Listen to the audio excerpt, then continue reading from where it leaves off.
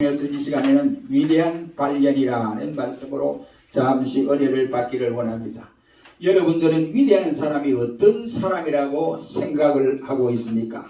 위대한 일을 하는 사람이 위대한 사람입니까? 아니면은 위대한 일을 하고 있기 때문에 위대한 사람이라고 생각을 하고 있습니까? 혹자는 말하기를 위대한 사람이 위대한 일을 하는 것이지 위대한 일을 한다고 해서 그 사람은 위대한 사람이 아니다. 위대한 사람이라고 할 수 없다. 이렇게 말을 하고 있습니다. 일리가 있는 말이라고 생각합니다. 그러나 저는 이 말씀 묻는 자체가 문제가 있다라고 생각이 되어집니다. 그 이유는 이 세상에는 위대한 사람이 없습니다.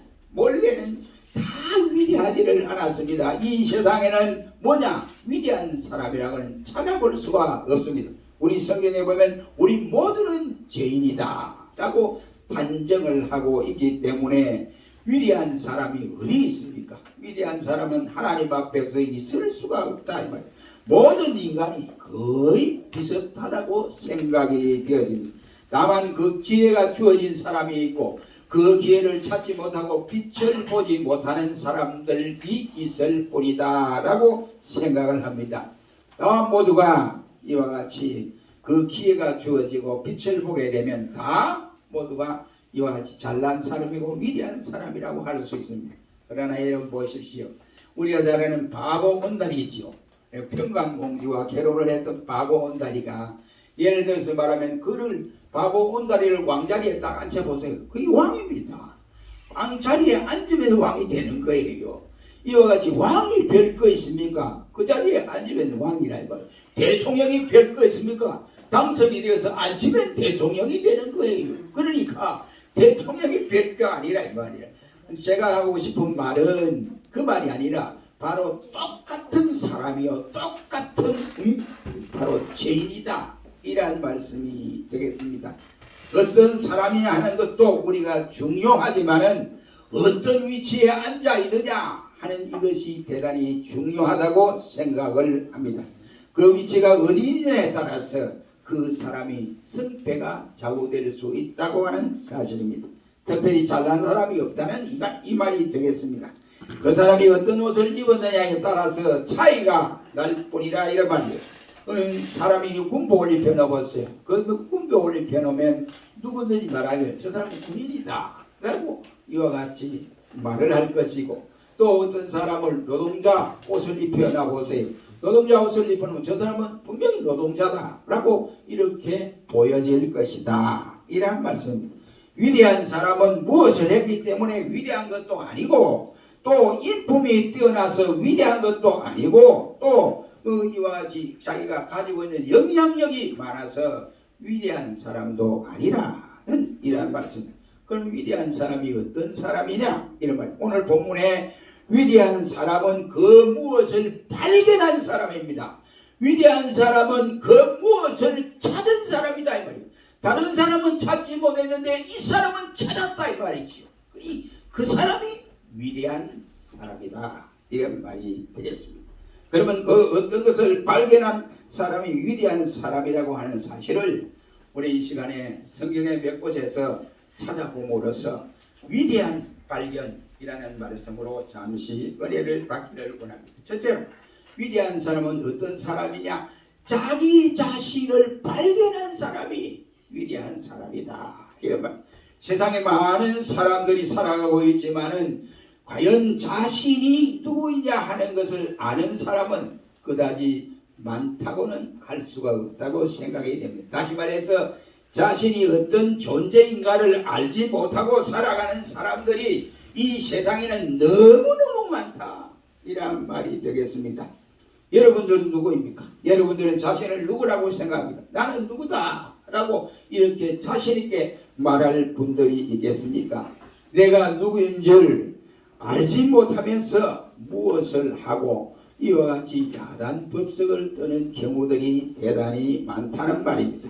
우리가 잘 아는 소크라테스는 네 자신을 알아라 라고 말씀을 했습니다. 그러나 단순히 그는 이와 같이 네 자신을 알라고 하는 그 말씀 속에는 주제를 파악하고 살아라 이런 말도 있겠지만은 그러나 자신의 근본이 어디에 있느냐, 그 근본을 알아야 한다라고 하는 말의 취지가 달려있다고 생각을 합니다. 그러나 소크라테스는 자기 자신을 이와 같이 알지도 못하고 이와 같이 결국은 돌아가고 말았습니다. 그는 네 자신을 알라고 타인에게는 강하게 외쳤지만은 설상 자신에게는 정말 그런 자신을 잘 알지를 못했다, 이란 말. 세상에서 자신이 어떤 존재인을 발견한 사람만큼 위대한 사람은 없다라고 생각을 합니다. 사람이 자신이 어떤 존재인을 모르면서 아무리 훌륭한 일을 한들 그 무슨 의미가 있겠으며, 아무리 많은 것을 소유한들 그것이 무슨 가치가 있겠습니까? 자신이 어떤 존재인가를 발견하는 것이 대단히 중요하다는 말입니다. 그리고 나를 찾는 것이 대단히 중요하다, 이란 말입니다. 우리는 우리 자신을 위해서 열심히 살아가고 있는 것 같지만 사실은 속을 들여다보면 가짜 자신에게 속아서 살아가는 경우들이 있다고 봅니다. 창세기 3장에서 보면 하나님께서 아담을 찾아오셨습니다. 아담을 찾아와서 첫 하신 말씀이 네가 어디 있느냐 라고 하는 질문의 말씀이었습니다. 하나님이 우리 자신에게 찾아오셔서 우리 인간들에게 제일 먼저 하신 말씀이 인간의 대표인 아담에게 네가 어디 있느냐, 아담아 네가 어디 있느냐 라고 물으신 것입니다. 세상에 하도 많은 말들 가운데에 하나님이 인간에게 찾아오셔서 첫 마디가 네가 어디 있느냐 이러한 말씀을 하필이면 했단 말입니까? 곧 이것은 자기 자신을 잊어버린 그 인간의 대표인 아담에게 찾아와서 자신을 잊어버린 인간이 자신을 잊어버리고 바로 에덴 동산 숲에 숨어서, 골짜기에 숨어서 하나님의 얼굴을 가리겠다고 숨어버린 인간 자신의 안타까움, 그 하나님이 하나님의 사랑을 잊어버린 그에게 애타는 목소리로 아담아 네가 어디 있느냐 라고 물으셨던 것입니다. 하나님이 아담이 어디에 있는지 몰라서 아담아 네가 어디 있느냐 라고 물으신 것은 아닙니다. 하나님은 아담이 에덴 동산 나무 숲발에 숨어 있는 것을 아셨습니다. 그렇다고 한다면 하나님이 아담아 네가 어디 있느냐라고 이 물음은 아담이 숨어있는 장소를 하나님이 알기 위해서 하신 것이 아니라 바로 아담아 네 지금 상태가 어떠느냐 하고 아담의 상태를 하나님이 묻고 계신 상태입니다. 우리 성경은 우리 인간을 죄인으로 규정을 하고 있습니다. 로마서 3장 10절 말씀에 의인은 응만이 하나도 없다고 했고, 로마서 3장 23절 말씀에는 모든 사람이 죄를 범하였으며 하나님의 영광에 이르지 못했다고 말을 하고 있습니다. 우리 성경은 모든 인간을 죄인으로 규정을 하고 그 죄 때문에 바로 영적으로 죽는다라는 표현을 하고 있습니다. 그래서 로마서 6장 23절에 죄의 싹은 사망이다 라고 선언을 하고 있습니다. 에베소 2장 1절 말씀에 사도 바울은 에베소 교회를 향하여 너희 허물과 죄로 죽었던 너희를 바로 예수 그리스도가 살리셨다, 허물과 죄로 죽은 너희라는 표현을 하고 있습니다. 왜 죄인이냐 이 말이에요. 많은 사람들에게 야 네 죄인이다 이러면 일반 사람들 생각해요. 내가 무슨 죄를 지었나? 내가 무슨 죄를 지었어? 내가 왜 죄인이야? 하고 죄인이라는 말에 기분 나빠 할 사람들이 대단히 많습니다. 왜 죄인입니까? 왜 죄인이냐 이 말이에요. 그 죄인은 죄인의 자식이기 때문에 죄인입니다. 그 죄인의 자식이 누구냐? 아담의 후손들이다 이 말이지. 우리 그 모두는 아담의 후손이기 때문에 모두가 죄인이다 이런 말씀이 되겠습니다. 이 사실을 아는 자만이 축복의 길을 걸어가는 사람이다 이런 말이 되겠습니다. 그런 의미에서 생각하면 우리 여러분들은 모두가 위대한 사람이다 이런 말씀이 되겠습니다. 우리 모두는 우리 자신들이 누구인가를 아는 사람들입니다. 죄인인 것을 발견하는 사람들입니다. 우리는 우리 스스로 보면 선한 것이 하나도 없는 것임을 발견했습니다. 이 사실을 발견한 사람은 감추인 보안을 발견한 것보다 더 위대한 것을 발견한 사람들이다, 이런 말입니다. 다윗은 자신을 발견한 후에 시편 51편 5절에서 6절에서 고백하기를 내가 제약 중에 태어났으며 어머니 모태에서 제중에 태어났다라고 고백을 했습니다. 사도 바울은 이 사실을 발견한 후에 로마서 7장 24절 말씀에서 이 오라 공고한 사람이라도 누가 사망에서 나를 건져내랴고 탄식을 했으며 디모데 전서 1장 15절에는 내가 죄인 중에 괴수다라고 탄식을 하기도 했습니다. 우리가 잘 아는 구약 성경에 보면 욥이라고 하는 사람이 나타납니다. 그는 동방의 의인이요 하나님을 잘 경외하고 순진하고 정직한 사람이라고 했습니다. 악에서 떠난 자라고 성경은 소개를 하고 있습니다. 그런데 사탄의 시기로 말미암아 온갖 고난을 당하는 중에도 그는 죄를 범하지 아니했다라고 했습니다. 그런데 우리 성경은 이 욥을 칭찬해주고 야 신앙을 지켜 나가서니 대단한 사람이다, 시대에 볼 수 없는 이와 같은 사람이다 라고 칭찬을 해야 할 터인데 욥을 일러서 죄인이라고 정죄를 왜 해버립니까? 욥이 무슨 죄를 지었기에 죄인이라고 이와 같이 몰아붙이고 있느냐 이 말이에요.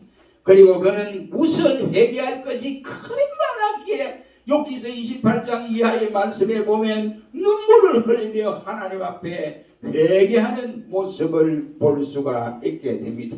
어떤 공로에 의해서 된 것이 아니라 그는 바로 자기가 어려운 것이 깨닫고 보니까 하나님의 은혜로 되어졌다는 사실을 알고 눈물을 흘리면서 고백하는 욥의 상태를 볼 수가 있습니다.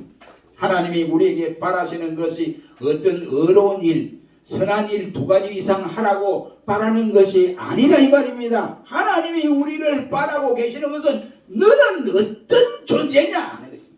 자기 존재를 알아라, 이러한 말씀이 되겠습니다. 그럼 여러분들은 어디에 계십니까? 여러분들은 어떤 상태에 있습니까? 어떤 존재에 있느냐 이런 말이에요.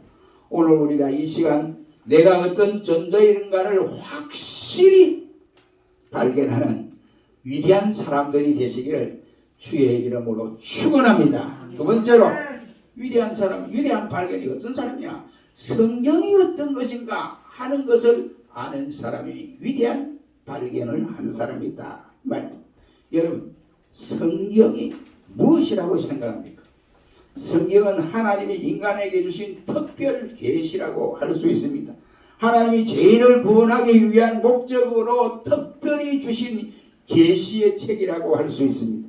그래서 홀리 바이블, 거룩한 책이라는 말을 하고 있습니다. 성경은 하나님의 말씀입니다. 사람들이 기록한 것이 아니라 하나님의 성령이 그 시대의 사람들을 통해서 기록하도록 하셨습니다. 그래서 디모데후서 3장 16절 말씀, 모든 성경은 하나님의 감동으로 된 것으로 교훈과 책망과 바르게 함과 의로 교육하기에 유익하다라고 말씀을 하고 있습니다. 성경은 위대한 책이기 때문에 성경을 읽는 사람은 위대한 사람으로 변화될 수밖에 없습니다. 성경 속에는 엄청난 보화가 들어있습니다. 한마디로 해서 성경은 바로 트리슬 하우스라, 보물 창고라고 할 수가 있습니다. 성경 속에는 안 들어있는 것이 없습니다. 거기에는 행복과 불행도 들어있고 성공과 실패의 문제도 들어있고 현재와 내세 문제 등 없는 것이 하나도 없습니다. 다 있습니다. 성경 안에는 모든 비밀이 들어있다, 이러한 말씀이 되겠습니다. 성경을 모르고는 아무것도 알 수가 없습니다. 제가 주일학교 부장도 되고 그 당시 뭐 세례받고 얼마 안 됐는데도 막 부장도 되고, 그 다음에 군대 갔다 왔으니까 군대 갔다 왔다 이러니까 막 군종사령했다 이러니까 목사님이 개척한 목사님이 막 부장도 시키고 그 다음에 재정 부장도 시키고 막 있는 대로 다시 개척이 되니까 다시 그 재정부장이 뭐 그 하면 되는데 됐다 하면 되는데 주일학교 부장을 했는데 뭘 알아야 면접을 하죠. 그러니까 선생님들이 여선생님들이 있고 남자 선생님들이 있고 오후에 아이들 동화 시간에 부장 선생님이 한번 아이들 동화를 한번 들려주십시오 이러더라고요. 세상에 내가 뭐 동화를 한번 해봤나. 성경도 그러니까 일반 책은 읽었지만 일반 동화는 읽었지만 성경 동화는 모르잖아요. 성경을 알아야 면접을 해보지.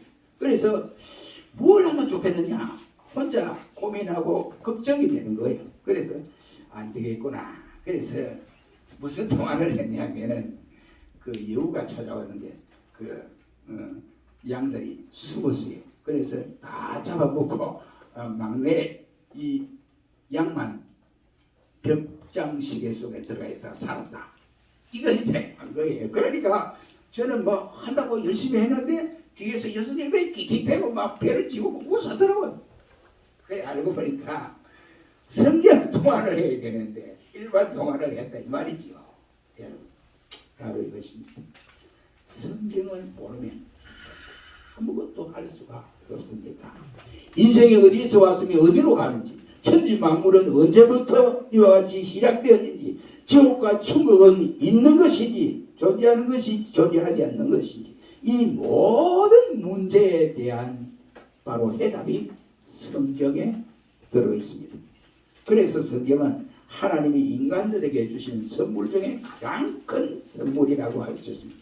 이 성경이 없으면 하나님도 알 수 없고 하나님의 구원 계획도 은밀한 구원 계획도 알 수가 없게 되어집니다. 여러분 성경을 얼마나 알고 계십니까? 성경에는 문자적으로 들어있는 것 외에도 감추어진 부분들이 많이 있습니다. 그래서 무궁무진한 의미가 이 성경 속에 들어 있습니다. 세상의 모든 것은 변하지요. 사람도 변하고 환경도 변하지만은 성경의 말씀은 절대로 변하지 않습니다. 한마디도 오류가 없습니다. 그래서 예수님께서 천지가 없어질지라도 내 말씀은 1.1에게라도 없어지지 아니하고 다 그대로 이루리라고 말씀을 하셨습니다. 아멘. 바로 성경은 이 말씀은 하나님의 말씀이기 때문에 그 말씀을 읽는 자는 영원히 살아난다 이란 말입니다.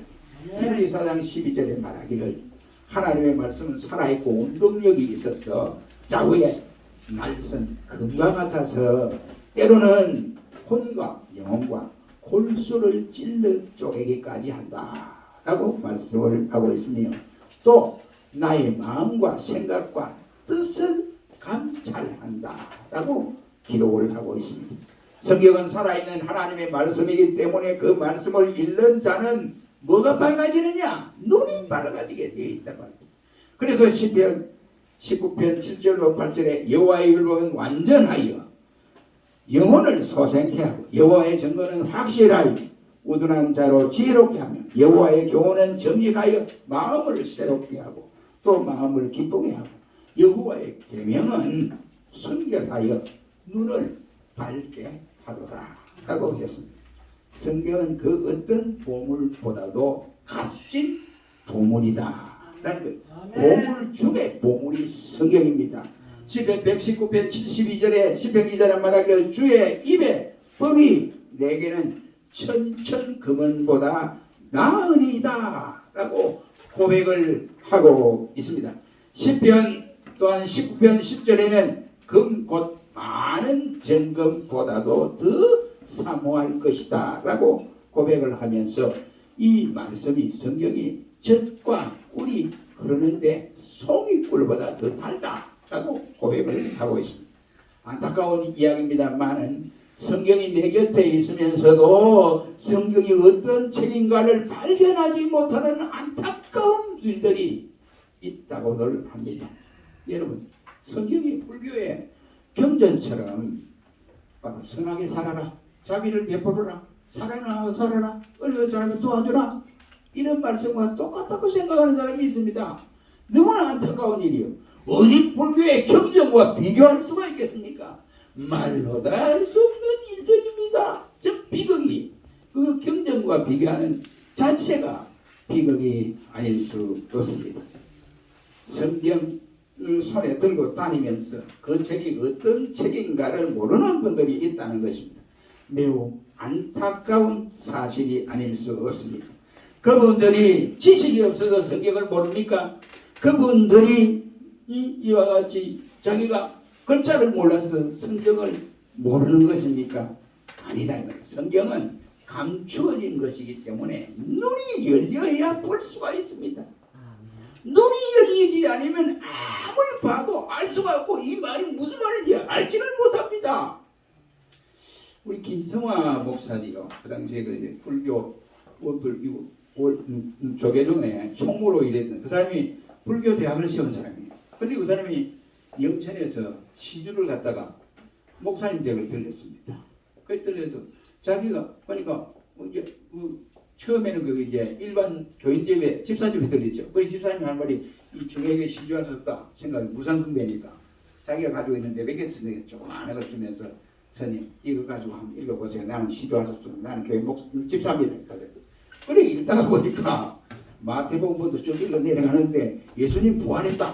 그러니까 예수 믿는 사람은 부활한다. 이게 도저히 무슨 말인지 모르겠다는 거예요. 글자는 부활이라는 말은 아는데 이게 무슨 뜻인가. 그래서 그 성경을 들고 목사님을 찾아온 거예요. 영천에 목사님을 찾아서 목사님 한번 물어봅시다. 그러니까 왜 스님 찾아오냐. 그럼 물어봐라. 그랬더니 이제 부활이 뭡니까? 이러니까 목사님이 상세하게 설명했습니다. 그러니까 무릎을 치면서 바로 그겁니다. 내가 불교에 그 조계종 가운데 총무부터 최고예요. 권력을 가지고 있는 사람. 그 다음에 불교 대학까지 시험을 해요. 근데 내가 불교 대학까지 시험하는데 가만히 보니까 이런 것은 불교 견전이 없습니다. 내가 눈 닦고 봐도 이런 것은 없습니다. 예수님 부활과 같이 우리도 예수 믿는 사람은 부활된다. 이거보다 그래서 조계종 떠나서 선언을 하고 떠나서 어디 갔다 좀 있다가 신학을 가서 목사가 돼서 가는 것보다 불교는 가자다. 이렇게 다니다가 막 소동도 벌어진 일이 있습니다. 성경은 바로 이것이에요. 성경은 바로 이러한 것입니다. 눈이 아무나 보여지는 것이 아닙니다. 아무나 보여서 깨닫게 된 게 아닙니다. 하나님이 그 눈을 열어줄 때만이 볼 수 있게 되어지는 것입니다. 성경을 발견하지 못하고는 성경 속에 있는 보화를 캐낼 수 없는 말이 되겠습니다. 여러분 매우 안타까운 현실이 아닐 수 없습니다. 우리가 그분들이 지식이 없어서 그 모릅니까? 글자를 못 배워서 그 성경에 대한 지식이 모르냐면 성경은 감추어져 있기 때문에 하나님 자기 백성에게 대해서만 깨닫게 하신다 이 말이에요. 이것이 성령의 역사로 기록된 책이라는 사실을 증거해 주고 있는 것입니다. 눈이 열리지 않으면 이 보화를 캐낼 수도 없고 발견할 수도 없다 말이에요. 그래 이 다른 반대로 말하면 그러면 이 눈이 열려서 이 성경 보화를 캐낸 사람들이 어떤 사람이냐? 위대한 발견을 한 사람이다. 이런 말. 그래서 시편 119편 71절에는 고난 당하는 것이 내게 유익이라. 이러냐요. 내가 주의 율례를 깨닫게 됐나이다. 했습니다. 내가 주의 율례를 배우게 됐다 이 말입니다. 시편 119편 67절 말씀에는 고난 당하기 전에는 내가 그릇 행하였더니 이제는 주의 말씀을 지키나이다 라고 했습니다. 성경의 어떤 죄가를 발견한 사람은 감추인 보화를 발견하는 사람보다 더 귀한 보화를 발견한 사람입니다. 시편 119편 103절에는 주의 말씀의 맛이 어찌 그리 단지요 내 입에 꿀보다 더하니이다 라고 고백함으로써 보화를 발견한 농부보다 더 기뻐하고 기뻐하는 진정한 보화를 발견한 사람이다. 우리 모두 성경이 어떤 책인가를 발견할 줄 아는 위대한 사람들이 되시기를 주의 이름으로 축원합니다. 마지막 세 번째는 베들레헴 말구유에 태어나신 예수님이 어떤 분인가 하는 것을 발견한 사람이라고 할 수 있습니다. 예수님은 하나님이시면서 사람의 몸을 입고 이 땅에 오신 인카네이션 하신 분이십니다. 예수님은 유대 땅 베들레헴을 탄생하기 전에 이미 바로 700년 전에 이사야 선지를 통해서 탄생할 것을 예언했고 그 외에도 구약의 여러 선지자를 통해서 메시아가 태어날 것을 예언을 했습니다. 그런데 유대인들은 메시아 탄생을 학수고대하고 기다리고 소망을 가지고 있었습니다. 그런데 막상 예수님이 이 땅에 태어나시는데도 그 예수를 믿지 못하고 그 메시아가 탄생하였지만 그를 깨닫지 못하고 받아들이지 못했던 사람들입니다. 마태복음 16장 13절로 17절 말씀에 예수님께서 제자들에게 묻습니다. 세상 사람들이 나를 뭐라고 그러느냐? 우리 예세리 요한이라고 하는 사람도 있고 또 엘리야라고 하는 사람도 있고 또 어떤 사람들은 에레미야라고 하는 사람도 있고 어떤 사람들은 선지자 중에 하나로 이렇게 말하는 사람도 있습니다. 그러면 너희는 나를 누구라 하느냐? 그때 베드로가 딱 먼저 말하기를 주는 그리스도시요 살아계신 하나님의 아들입니다 했더니 예수님 말씀이 바요르 시몬아 네가 복이 있도다. 네가 이것을 알게 하는 것은 네 혈육이 아니로 하나님 아버지께서 너를 알게 하였느니라. 그 말씀을 하셨습니다. 인카네이션 하신 예수님을 하나님으로 보는 것은 사람의 생각으로는 불가능한 일입니다. 할 수가 없습니다. 하나님으로부터 주시는 은혜가 아니고는 불가능하다 이 말입니다. 이는 하나님으로부터 선택된 사람들만이 알 수가 있는 것입니다. 요한복음 1장 12절 14절 말씀에 영접하는 자 곧 그 이름을 믿는 자에게 하나님의 자녀가 되는 권세를 주셨으니 이는 혈통이나 육종이나 사람의 뜻으로 나지 아니하고 오직 하나님께서 난 자들이니라. 말씀이 육신이 되어 우리 가운데 거하시며 우리가 그 영광을 보니 하나님의 독생자의 영광이라고 했습니다. 그래서 은혜와 진리가 충만하더라고 말씀을 하고 있습니다. 예수가 하나님의 아들이라는 사실을 발견하는 사람이 위대한 사람이라 이 말입니다. 이 발견은 아무나 주어지는 것이 아닙니다. 하늘로부터 난 자들만이 주어지는 특별한 깨달음입니다. 예수님은 사람이면서도 하나님이십니다. 그는 구원자이고 우리 이 사실을 믿는 자가 우리 성경에 복이 있다고 요한복음 3장 16절로 18절의 말씀을 하고 있습니다. 예수님이 하나님의 아들로 믿어지지 않는 것은 불행한 일입니다. 이것은 우리 성경에 왜 그러느냐? 이미 그는 심판을 받았기 때문이다 라고 말씀을 하고 있습니다. 심판을 받았기 때문에 예수가 하나님의 아들로 보여지지를 아니한 것입니다. 그러나 택한 백성들은 예수님이 하나님의 아들로 보여지게 되는 것입니다. 구원의 주님으로 깨닫게 되어지는 것입니다. 그러나 여러분 유대인 일부를 보십시오. 왜 예수님을 구주로 영접하지를 못했습니까? 예수가 하나님의 아들로 보여지지 않았기 때문에 그런 거예요. 예수가 바로 목수의 아들로 보았고 마리아의 아들로 보았고 요셉의 아들로 보았기 때문에 그렇습니다. 오늘 본문의 천국은 마치 밭에 감추인 보화와 같다라고 설명을 하고 있습니다. 그리고 나서 그 사람이 어디 가냐? 집에 가서 자기 모든 소유를 다 팔아서 뭘 했다고요? 그 밭을 샀느니라고 소개를 합니다. 예수님은 밭에 감추인 보화와 같습니다. 예수님이 보화라 이 말입니다. 이 세상에서 예수님보다 귀한 것이 없습니다. 이 사실을 다른 말로 직역하면 예수는 밭에 감추인 보화라고 말씀을 하시니 사람이 이를 발견하면 돌아가서 방의 모든 소유를 팔아 그 밭을 샀느니라는 말씀이 되겠습니다. 어떤 사람이 가장 위대한 사람입니까? 바로 예수 그리스도를 나의 구주로 발견한 사람이다. 오늘 본문의 부활을 발견한 사람이 어떤 액션을 취했습니까? 어떤 행동을 취했느냐 이 말이요. 바로 집에 가서 자기 있는 소유를 다 끌고 모아서 팔아서 그 밭을 샀다. 왜? 확실하거든요. 그 밭 속에는 보화가 있다 이 말이에요. 그래서 다 재산을 팔아서 그 밭 하나만 된다. 그러면 다른 사람이 사기 이전에 먼저 가서 자기가 이 팔아서 그 밭을 사는 결단이 있었다. 이런 말씀이 되겠습니다. 이런 사람이 위대한 것을 발견한 사람입니다. 우리는 조금 전에 백이장 찬송을 부르면서 주 예수보다 귀한 것은 없네. 이 세상 행복, 이 세상 명예, 이 세상 모든 물질로도 바꿀 수 없다.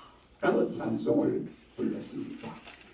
어떤 사람이 위대한 것을 발견한 사람이냐? 우리 모두 이 같은 사람이 되어야 됩니다. 사랑하는 성도 여러분, 이 시간 우리는 위대한 발견이라는 말씀으로 잠시 생각을 했습니다. 위대한 발견은 뭐냐? 자기 자신을 발견해야 된다. 두 번째는 자기는 죄인이라는 것을 발견하지 않으면 안 됩니다. 구원받아야 할 죄인이다 이 말이에요. 두 번째는 성경을 발견한 사람입니다. 성경은 왜 있습니까? 택한 백성에게 예수 믿게 하기 위해서 구원의 방편으로 우리에게 주신 특별한 선물입니다. 예수를 믿어야 돼. 그리고 예수 믿는 성도에게 성경이 필요한 것이 아니라 필요 없는 것이 아니라 그 말씀으로 살아갈 때 그 말씀으로 살아가는 자에게 밤에 어두운 밤에는 바로 등불이 되고 낮에는 빛이 되는 내 걸음을 인도한다 라고 했습니다. 위대한 발견하는 자는 예수 그리스도를 발견하는 사람입니다. 우리 모두 위대한 사람들의 확신을 갖고 살아가는 모두가 되시기를 주의 이름으로 축원합니다. 기도하겠습니다.